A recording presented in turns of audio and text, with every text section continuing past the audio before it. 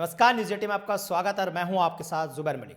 और बुलेटिन की शुरुआत करते हैं लखनऊ से इस बड़ी खबर के साथ। गुरुवार को यूपी में योगी कैबिनेट की अहम बैठक हुई, जिसमें गन्ना मूल्य पर कोई भी फैसला नहीं लिया गया।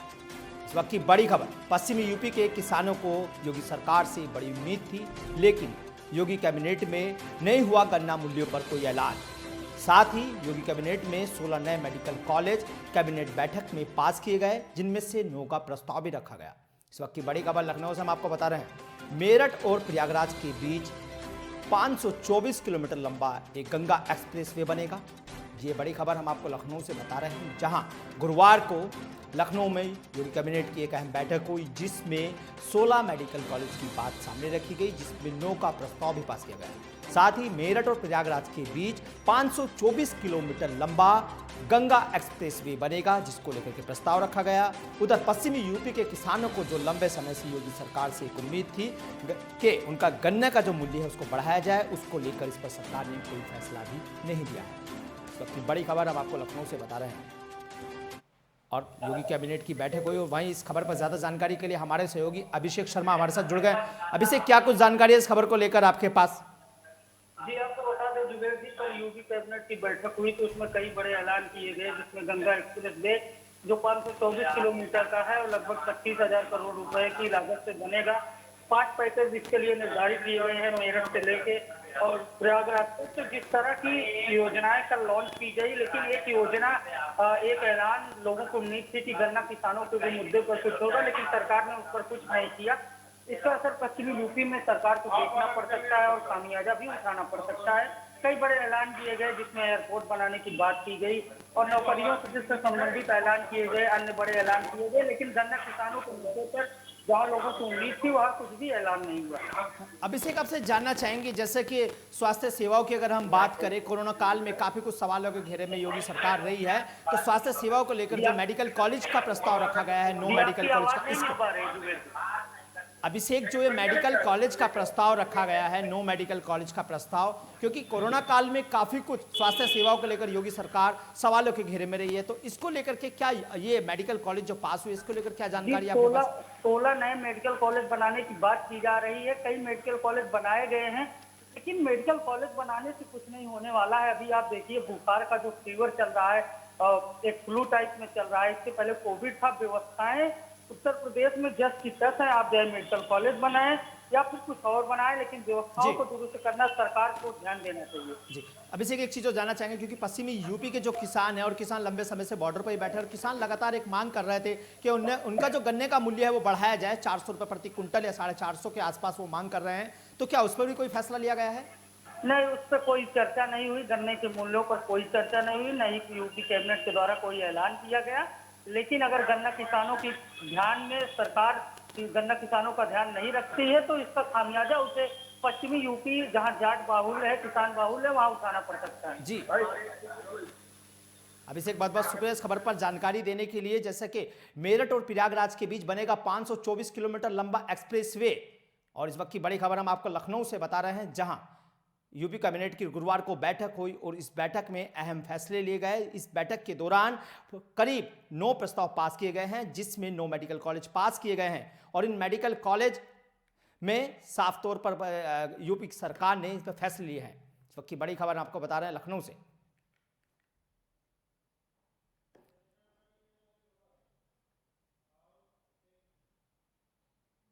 वहीं समाजवादी पार्टी के सांसद डॉक्टर शफीकुर रहमान बकर भारतीय किसान यूनियन के नेतृत्व में हो रही किसान महापंचायत में पहुंचे।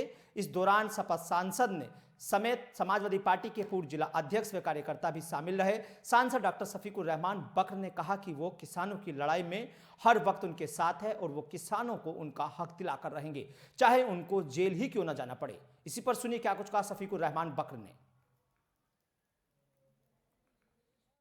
मालिक है और किसान के साथ इतना बड़ा जुल्म और ज़्यादती हो रही है जो किसी के साथ नहीं हो सकती। आज 9 महीने हो चुके, 9 महीने हो गए, लेकिन इसके बावजूद भी किसानों की नहीं सुनी जा रही है और उल्टा किया जा रहा है उनके साथ। तो हम किसानों के साथ हैं। चौधरी चरण सिंह जो किसानों के मसीहा कहलाते थे, वो हम उनके साथ थे। वो किसानों के हमदर्द थे और हम किसानों की हमदर्दी में आए हैं। हम अपनी किसी पार्टी का प्रोपेगेंडा करने नहीं आए। हम किसानों की हमदर्दी में यहाँ पर हाजिर हुए और ये कहने के लिए कि किसानों की के साथ जो जो जो परेशानियाँ हो रही हैं, जो उनके साथ 9 महीने हो गए उनके साथ जुल्म करते हुए, और आज तक उसको उन्होंने कानून को बदला नहीं, वापस नहीं लिया। हमारी मांग है कि अगर हिंदुस्तान को बचाना है तो किसान को बचाना पड़ेगा। और अगली बड़ी खबर हमें मिल रही है हमीरपुर से, जहां तेज रफ्तार ट्रक ने मैनेजर व कर्मचारी को टक्कर मार दी। इस वक्त की बड़ी खबर हम हमीरपुर से आपको बता रहे हैं, जहां एक तेज रफ्तार ट्रक ने एक मैनेजर व उसके कर्मचारी को टक्कर मार दी। बाइक पर सवार थे बैंक के मैनेजर और कर्मचारी, और जिसके दौरान कर्मचारी की मौके पर ही मौत हो गई, वही बैंक मैनेजर गंभीर रूप से घायल हो गए। मैनेजर को झांसी मेडिकल कॉलेज में भर्ती कराया गया है। इस वक्त की बड़ी खबर हम आपको हमीरपुर से बता रहे हैं, जहां एक बैंक के कर्मचारी और बैंक मैनेजर एक बाइक पर सवार होकर जा रहे थे। इसी दौरान ट्रक ने उन्हें भीषण टक्कर मार दी, जिसके चलते कर्मचारी की मौके पर ही मौत हो गई, जबकि बैंक मैनेजर को गंभीर रूप से घायल अवस्था में अस्पताल में भर्ती कराया गया है। राट कोतवाली क्षेत्र के अमुद गांव का यह पूरा मामला बताया जा रहा है। इस वक्त की बड़ी खबर हमीरपुर से हम आपको बता दें, ये पूरा मामला हमीरपुर के राट कोतवाली क्षेत्र के अमुद गांव का है, जहां एक ट्रक ने बाइक सवार एक बैंक मैनेजर और उसके कर्मचारी को टक्कर मार दी, जिसके चलते बैंक के कर्मचारी की मौके पर ही मौत हो गई, जबकि घायल अवस्था में बैंक के मैनेजर को अस्पताल में भर्ती कराया गया। और इस खबर पर ज्यादा जानकारी के लिए संदीप कुमार हमारे साथ फोन लाइन पर जुड़ गए। संदीप, क्या कुछ जानकारी है जो ये टक्कर लगी है एक बैंक कर्मचारी और उसके मैनेजर को ट्रक के द्वारा? हाँ संदीप, आपसे जानना चाहेंगे कि क्या कुछ जानकारी अभी तक इस खबर को लेकर आपके पास अपडेट है, जो टक्कर लगी थी एक ट्रक ने बैंक मैनेजर और उसके कर्मचारी को जो टक्कर मारी थी? जी, जैसा कि मैं आपको बता दूं कि पूरा मामला राट कोतवाली क्षेत्र के अमुद गांव के पास का है, जहां पर सुबह एक बैंक कर्मचारी और एक बैंक मैनेजर को एक तेज रफ्तार गाड़ी ने टक्कर मार दी है, जिससे कर्मचारी की मौके पर ही दर्दनाक मौत हो गई है। साथ ही जो घायल बैंक मैनेजर है उसको तत्काल उपचार के लिए राट सामुदायिक स्वास्थ्य केंद्र ले जाया गया, जहां पर उसकी हालत नाजुक होने पर उसे बेहतर उपचार के लिए झांसी मेडिकल कॉलेज रिफर कर दिया गया। जी संदीप, आपसे ये भी जानना चाहेंगे, जैसे कि टक्कर हुई है, क्या ट्रक जो चलाने वाला ड्राइवर था वो कोई नशे की हालत में था या नींद के चलते, किस कारण ये पूरा हादसा हुआ है? नहीं, जो अभी तक प्रथम दृष्टया माना जा रहा है कि जो ये दुर्घटना हुई है वो कहीं ना कहीं तेज रफ्तार के चलते हुई है। जो ट्रक चालक है वो अभी पुलिस की गिरफ्त से बाहर है, तो कहीं ना कहीं उसके पकड़ में आने के बाद ही ये चीजें स्पष्ट हो पाएंगी कि क्या ये नशे के हालात के चलते ऐसी चीजें हुई है या कोई अन्य कारण है। जी ठीक है, बहुत बहुत शुक्रिया संदीप इस खबर पर जानकारी के लिए। जैसा हमीरपुर में एक तेज रफ्तार ट्रक ने बाइक सवार बैंक मैनेजर व उसके कर्मचारी को टक्कर मार दी, जिसके चलते बैंक कर्मचारी की मौके पर ही मौत हो गई, जबकि घायल अवस्था में बैंक के मैनेजर को अस्पताल में भर्ती कराया गया, जहां उनका इलाज चल रहा है।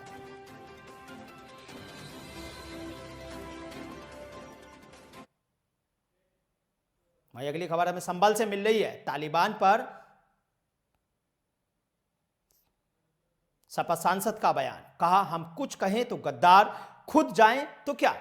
इस वक्त की बड़ी खबर संभल से हम आपको बता रहे हैं। संभल में सपा सांसद का एक बयान सामने आया है, जहां पर सपा सांसद शफीकुर रहमान ने तालिबान के अफगानिस्तान पर कब्जे को लेकर सपा सांसद डॉक्टर शफीकुर रहमान बकर का बड़ा बयान दिया है।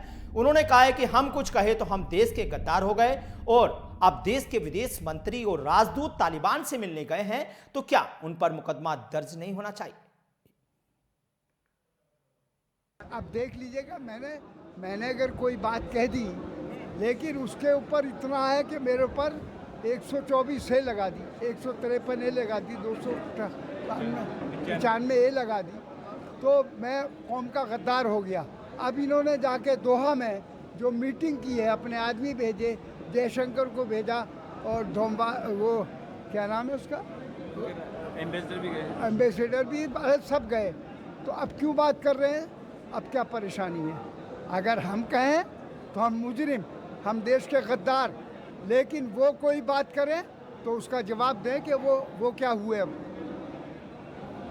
तो क्या मुकदमा वापसी होगा? है तो क्या उन पर मुकदमा न चलेगा? हम पर ही चलेगा मुकदमा। आप क्या चाहते हैं? अरे मैं तो जेल जाने के लिए मैं तैयार हूँ, फांसी पर लटकने के लिए भी तैयार हूँ अपनी कौम के लिए और हिंदुस्तान के उन लोगों के लिए जो सताए जा रहे हैं, जिनके साथ जुल्म हो रहा है इस देश के अंदर। मैं परवाह नहीं करता, न मैंने जो कुछ किया है वो जाने। वहीं बिजनौर में गुरुवार को राष्ट्रीय किसान मजदूर संगठन के सैकड़ों कार्यकर्ताओं ने महंगाई व गन्ने के मूल्य वृद्धि को लेकर केंद्र सरकार सहित प्रदेश सरकार पर जमकर निशाना साधा है। किसानों की मांग है कि गन्ने का रेट 450 रुपए प्रति क्विंटल किया जाए। प्रदेश सरकार द्वारा गन्ने की पेमेंट को लेकर 15 दिन के भीतर गन्ने का मूल्य देने का वादा किया गया था, लेकिन 4 साल बीत जाने के बाद भी किसानों का पिछले साल के गन्ने का भुगतान अभी तक नहीं मिल सका है, जो कि मिल मालिकों पर अभी भी बकाया है। किसानों का कहना है कि अन्य प्रदेशों की सरकार द्वारा गन्ने के मूल्य में 60 रुपए की बढ़ोतरी की गई है, जबकि उत्तर प्रदेश सरकार ने किसानों के लिए कुछ भी नहीं किया। किसान यह नहीं रुके, किसानों ने सिलेंडर के बढ़ते दामों को लेकर भी केंद्र सरकार पर जमकर निशाना साधा है। किसानों का कहना है कि बढ़ती महंगाई से खेती का लागत मूल्य बढ़ता है, लेकिन किसानों को कोई फायदा नहीं मिल पाता। और इस संबंध में जबकि बड़ी खबर हम आपको बिजनौर से बता रहे हैं, जहां बिजनौर में किसानों ने बढ़ती महंगाई, जो किसानों का मूल्य, जो उनका गन्ने का मूल्य है वो न मिलने के कारण उन्होंने प्रदर्शन किया और किसानों का साफ तौर पर किसानों ने सरकार पर आरोप लगाया है कि केंद्र सरकार पर उन्होंने निशाना साधा है कि किसानों का कहना है कि बढ़ती महंगाई से खेती की लागत मूल्य बढ़ता जा रहा है, लेकिन किसानों का न तो समय पर गन्ने का पेमेंट मिल पाता है और न ही उनका उचित लागत मूल्य उन्हें मिल पा रहा है, क्योंकि अन्य प्रदेशों की सरकारों ने 60 रुपए के हिसाब से प्रति क्विंटल की दर से गन्ने का मूल्य बढ़ाया है। लेकिन यूपी में जब योगी सरकार आई थी तो उन्होंने वादा किया था कि 15 दिन के अंदर किसानों का पेमेंट उनको दिया जाएगा और साथ ही ये भी कहा था कि उनको उचित मूल्य गन्ने का दिया जाएगा। और यहाँ जो किसान एकत्रित हुए, किसान धरना कर रहे हैं, एक तो मैं 3 काले कानून ला दिए थे, वहाँ भी धरने प्रदर्शन चल रहे हैं। यहाँ का मैं कहना चाहता हूँ, अभी दूसरा सीजन है तैयार है, इन्होंने क्या कहे हमारा भुगतान नहीं करा। दूसरे राज्यों में 60 रुपए गन्ने का रेट बढ़ गया, 4 साल से एक रेट भी हमारा नहीं बढ़ाया गया। डीजल के दाम 90 रुपए हो गए और पेट्रोल के क्या रेट हो गए। गैस सिलेंडर कभी बढ़ा दिए इन्होंने, समझे। सबका साथ है, सबका विकास कर रही है सरकार। जो सरकार जो किसानों का शोषण करने को तुल्य। बिजली के रेट कहाँ पहुँच गए। अगर यो अपनी शांति प्रिय आंदोलन तो कर रहे हैं, हम कर रहे हैं, अब जा तो कोई आगे प्रशासन का आदमी और हम पर हमला करा तो यो कतई बर्दाश्त नहीं होने का, ना बर्दाश्त काबिल होगा। और इस खबर पर ज्यादा जानकारी के लिए हमारे सहयोगी फोन लाइन पर हमारे साथ जुड़ गए माहिन सिंह। माहिन, क्या कुछ जानकारी है इस खबर पर जो किसानों ने गुरुवार को प्रोटेस्ट किया है? जी बिल्कुल, मैं आपको बता दूं, किसान जो है लगातार इस सरकार में उपेक्षा का शिकार हो रहा है। लगातार जो है किसान के संबंधित सामान है, जैसे खाद है, बीज है, दवाएं हैं, तेल है, डीजल जो सबसे महत्वपूर्ण है, इनकी लगातार कीमतें बढ़ती जा रही हैं। और जो गन्ने का मूल्य पश्चिम उत्तर प्रदेश में, बिजनौर पश्चिम उत्तर प्रदेश में आता है और यहाँ पर गन्ने की सबसे ज्यादा होती है। गन्ने के पिछले 4 साल से 1 रुपया भी नहीं बढ़ाया गया है। जबकि अगर और इनकी चीजों की बात की जाए, खाद है, दवाएं हैं और डीजल है, इसके दाम लगातार बढ़ते जा रहे हैं, जिससे किसान काफी परेशान है। किसान इसको लेकर लगातार प्रदर्शन कर रहे हैं। किसानों की मांग है कि गन्ने का रेट भी इसी के तर्ज पर बढ़ाया जाए, जिस तरह और चीजों में बढ़ोतरी होती है उसी हिसाब से गन्ने का रेट भी बढ़ाया जाए। लेकिन अभी तक सरकार ने गन्ने का 1 रुपया भी नहीं बढ़ाया पिछले 4 साल में और लगातार किसानों का जो है शोषण इस समय हो रहा है।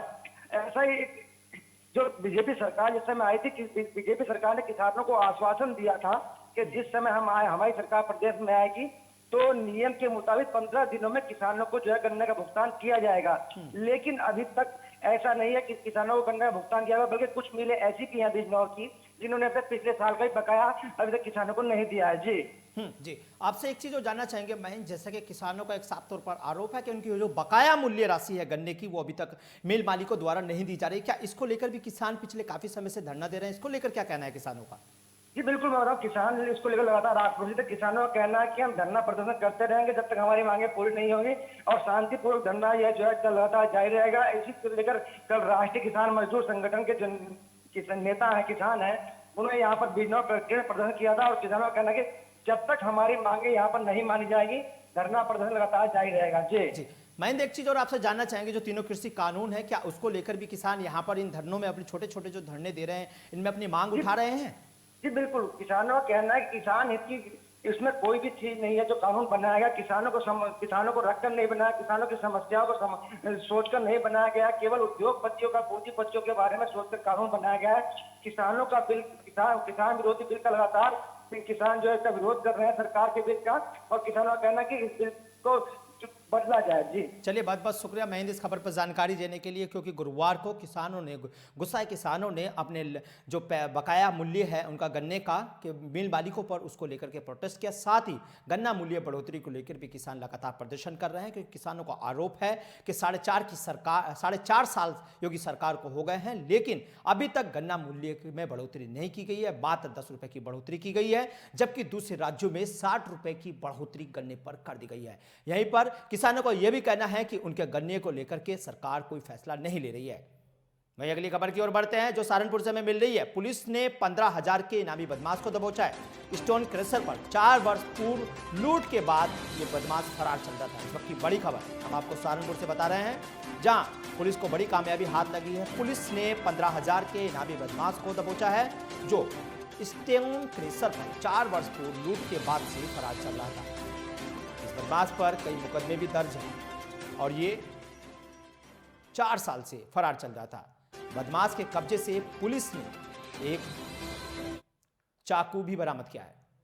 इस वक्त की बड़ी खबर और तस्वीरों में आपको देख सकते हैं साफ तौर पर, क्योंकि ये बदमाश पिछले 4 साल से स्टोन क्रशर पर हमला करने के बाद से फरार चल रहा था, जिससे पुलिस ने अब गिरफ्तार कर लिया है और पुलिस ने इसके पास से एक अवैध चाकू भी बरामद किया है।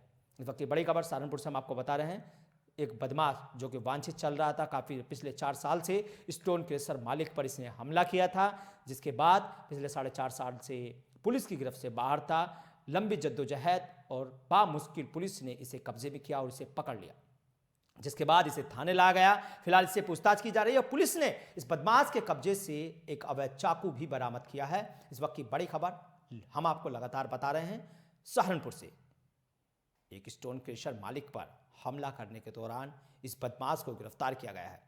ये वो बदमाश है जिसने स्टोन क्रशर मालिक पर हमला किया था और उससे नकदी भी लूट ली थी, और पिछले 4.5 साल से ये बदमाश फरार चल रहा था, जिसके बाद अभी पुलिस ने इससे पूछताछ कर रही है थाने में लेकर के।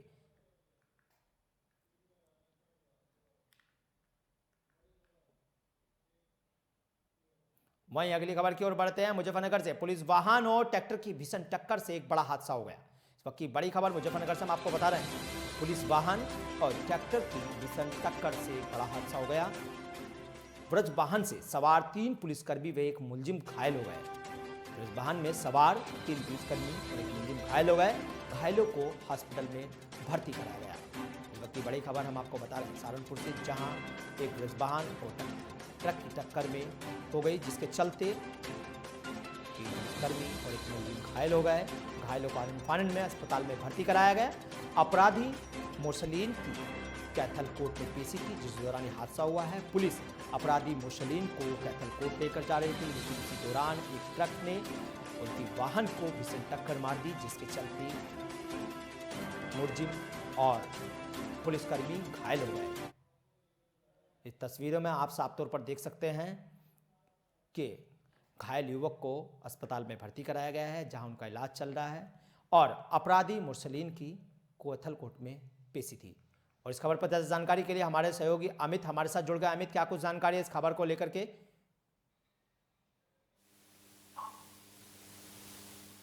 अमित, अपराधी मुर्सलीन को जो ये पुलिसकर्मी कैथल कोर्ट में पेशी के लिए लेकर जा रहे थे, इस दौरान इनकी जो वाहन को एक अनियंत्रित वाहन ने टक्कर मार दी, जिसके चलते इनको चोट आई है, तो इनको अस्पताल में भर्ती कराया गया है घायलों को। तो क्या कुछ जानकारी इस खबर को लेकर आपके पास?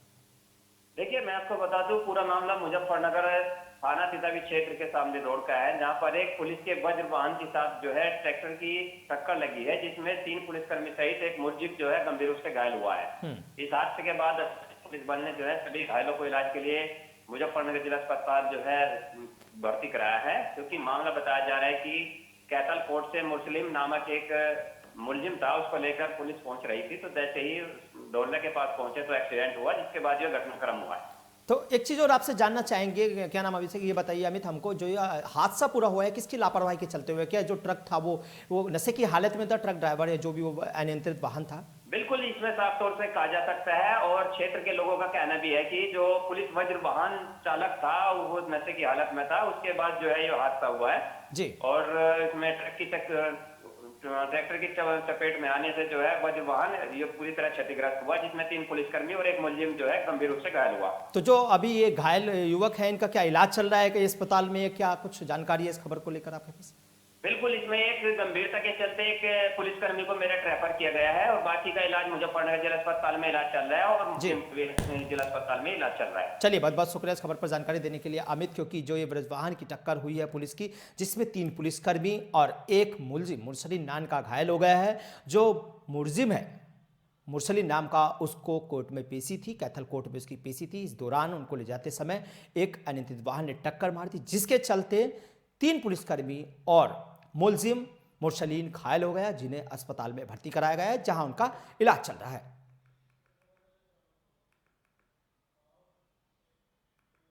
इलाहाबाद हाई कोर्ट ने अपने एक फैसले में केंद्र सरकार से कहा है कि वह गाय को राष्ट्रीय पशु घोषित करे। इसको लेकर हिंदू और मुस्लिम दोनों ही संगठन ने इस फैसले का स्वागत किया है। बजरंग दल के प्रांत संयोजक विकास त्यागी ने कहा है कि हम कोर्ट के फैसले का स्वागत करते हैं, हम पहले ही इस मांग करते आए हैं। वहीं देवबंदी उलेमा मुफ्ती असद कासमी ने हाईकोर्ट के फैसले का समर्थन करते हुए कहा है कि गाय को राष्ट्रीय पशु घोषित करना चाहिए और हम इस फैसले की पहले से ही मांग करते आए हैं। हमारी इंजिम इत्तेहाद उलेमाए हिंद पहले ही यह मांग करती आ रही है कि गाय को राष्ट्र पशु घोषित किया जाए। इससे मॉब लिंचिंग जैसी घटनाएं रुकेगी और जो अपराध बढ़ रहे हैं वह भी कम होंगे। हम हाईकोर्ट के फैसले का सम्मान करते हैं। और हम आपको एक खबर बता रहे हैं, साफ तौर पर जो इस समय हाईकोर्ट ने एक फैसला दिया है। हाईकोर्ट ने केंद्र सरकार से कहा है कि जो गाय हैं उसको राष्ट्रीय पशु घोषित किया जाए, जिसके बाद कई तरह की वारदातें रुक जाएंगी, जिसको लेकर के हिंदू और मुस्लिम मंच के लोग एक हुए हैं और उन्होंने एक साथ हुंकार भरते हुए साफ तौर पर कहा है कि हम इस फैसले का स्वागत करते हैं। चाहे वो हिंदू एकता की बात हो या मुस्लिम एकता की, सब दोनों मंचों ने साफ तौर पर खुले तौर पर कहा है कि हम इस फैसले का स्वागत करते हैं और केंद्र सरकार को इस पर कानून बनाना चाहिए और केंद्र सरकार को गाय को जल्द ही राष्ट्रीय पशु घोषित करना चाहिए। क्योंकि उलेमा असद का साफ तौर पर कहना है, असद काश्मी मुफ्ती जो हैं उन्होंने साफ तौर पर कहा है कि इस गाय को राष्ट्रीय पशु घोषित होने के बाद साफ तौर पर हम कह सकते हैं कि जो मॉब लिंचिंग के केस है वो कम हो जाएंगे और हम कोर्ट के इस फैसले का स्वागत करते हैं और सम्मान करते हैं। असद कासमी ने साफ तौर पर इस फैसले का स्वागत व सम्मान दोनों किए और वहीं विकास त्यागी जो कि बजरंग दल के नेता हैं, उन्होंने भी साफ तौर पर कहा है कि हम इस कोर्ट के इस फैसले का स्वागत करते हैं, क्योंकि इस फैसले से गाय को भी काफ़ी कुछ राहत मिलेगी और जो इस तरह से मॉब लिंचिंग बढ़ रही है वो भी कम हो जाएगी। देखिए, जिस तरीके से हाई कोर्ट ने ये एक आदेश जारी किया है कि गाय को राष्ट्र पशु घोषित किया जाए, तो हम हाई कोर्ट के इस फैसले का स्वागत करते हैं और इस फैसले का सम्मान करते हैं। और हम साथ साथ में ये बतला दें कि हम पहले से ही इस चीज़ की मांग करते चले आ रहे हैं। हमारी तंजीम की जानिब से, तंजीम इत्तेहाद उलमा हिंद की जानिब से ये मांग शुरू से ही उठाई गई है कि गाय को राष्ट्र पशु घोषित किया जाए। तो चलिए, देर से ही अब सर हाई कोर्ट ने इस चीज़ के बारे में कहा है तो हम उसका स्वागत करते हैं, ताकि मुल्क भर में जो गाय के नाम पर मॉब लिंचिंग और जो है बेगुनाहों को कत्ल किया जा रहा था वो उससे जो है रोकथाम होगी। तो हम हाई कोर्ट ने जो फैसला लिया है इसको स्वागत करते हैं। हाई कोर्ट ने एक टिप्पणी की है और जिसमें कहा गया है कि गाय को और राष्ट्रीय पशु घोषित केंद्र सरकार को किया जाना चाहिए। मैं उस टिप्पणी के, हाई कोर्ट की टिप्पणी का और मैं स्वागत करता हूँ। और आज 75 वर्ष लगभग देश की आज़ादी को हो गए, जो काम 75 वर्ष पहले होना चाहिए था और वो अब तक इस देश के अंदर नहीं हुआ। गाय को करोड़ों करोड़ हिंदू अपनी माता मानता है और 33 करोड़ देवी देवताओं का वास है और ये हिंदू की मान्यता है। अब बुलेटिन में फिलहाल इतना ही। देश से प्रदेश की तमाम खबरें देखने के लिए बने रहिए न्यूज 18 के साथ और मुझे दीजिए इजाजत।